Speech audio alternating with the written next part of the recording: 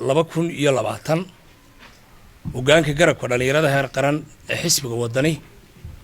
annagoo ahayn muddo 5 sanadooda waxaanu maanta ku dhawaaqaynaa in la gaadhay muddo xileedkii xalaasha ahaa ee loo doortay xafiiska garabka dhalinyarada heer qaran waxaanu maanta ku dhawaaqaynaa maadaama aanu dhamaysanay muddo xileedkiina la doortay in xafiiska aanu u banaynayno hogaanka dhalinyarada ee cusub si aanu u jidayno sunno cusub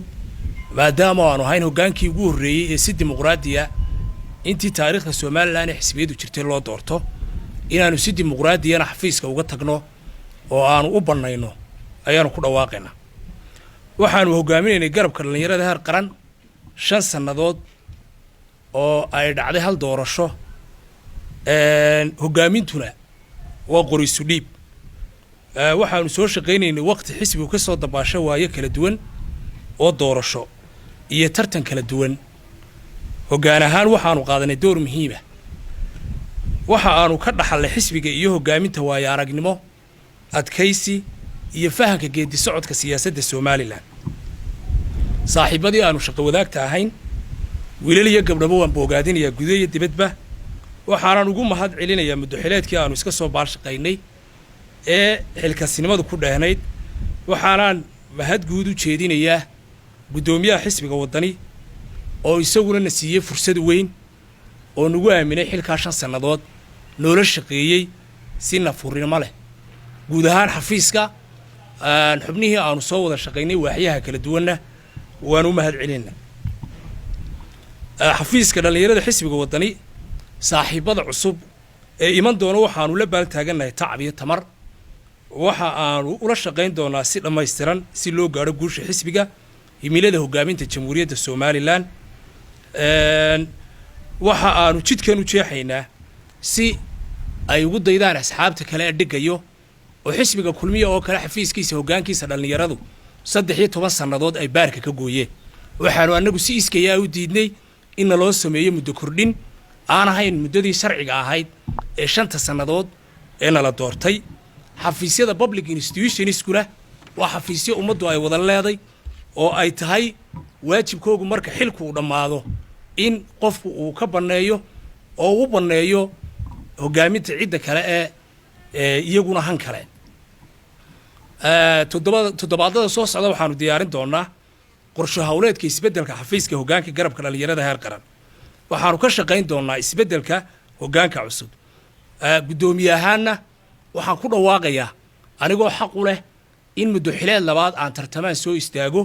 in aanan isu soo sharaxaynin oo aan u banaynayo kaalinta hogaaminta dhalinyarada kale ee xisbiga wadani gudaha iyo dibadba 6 gobol ee Soomaaliland waxaanu diyaar u nahay kaalin kasta oo aanu u aragno inaanu buuxin karno xisbiga maadaama aanu ka mid nahay asaasayaasha xisbiga wadani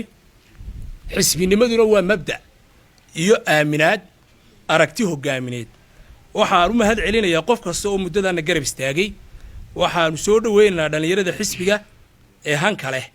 iyo hogaaminta guud ahaan dhalinyarada Soomaaliland waxaan leeyahay dhalinyaroy masiirkiina martiha ka noqonina kaalmaha hore hogaamintana kaalaya asxaabta qaranka ku soo dhiirada si aynu halkan wax uga bedelo ugu dambeyn waxaan u soo jeedinayaa dhalinyarada inay ilaaliyaan midnimada ummadda wada jirka dalka iyo isku duubnaanta shacbiga dhalinyarada xisbiga wadanina waxaan uga mahad celinayaa 5 sanadood sidii nafurka lahayd xilkasnimada lahayd ee ay noola shaqeeyeen waxaanu maanta u banaynaynaa oo ku dhawaaqaynaa hogaankeygii garabka dhalinyarada heer qaran ee la doortay 15 Maarch 2015 in muddo xileedkoodu uu gaaray 12 xubnoodba xafiiskuna uu diyaar u yahay in la doorto oo soo tartamaan cid kasta oo han dhalinyaro leh hogaamin leh ay xafiiska yimaadaan aad baa u mahadsantii